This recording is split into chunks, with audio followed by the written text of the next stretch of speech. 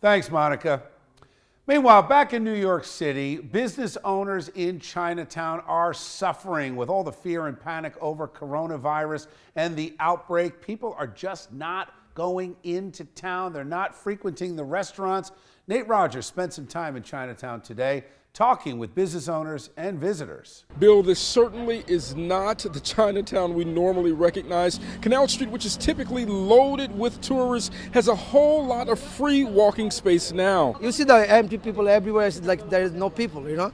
MD Laskar says before the coronavirus outbreak, his souvenir shop would gross $2,000 to $3,000 a day. Lately, they're lucky to make $200 to $300 in a day. He's now unsure if he can pay the rent. If I make $1,000 a week, I'm really happy because at least I can survive with the family. This sunglass and wallet vendor was happy to see even a few patrons today.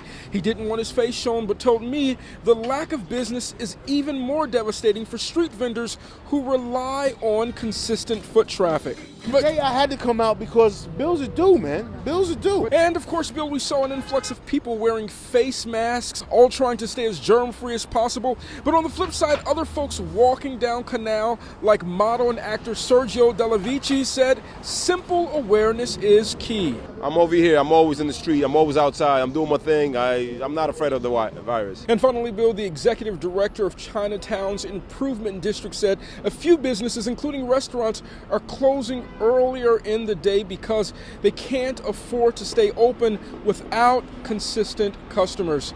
In Chinatown, I'm Nate Rogers for Chasing News.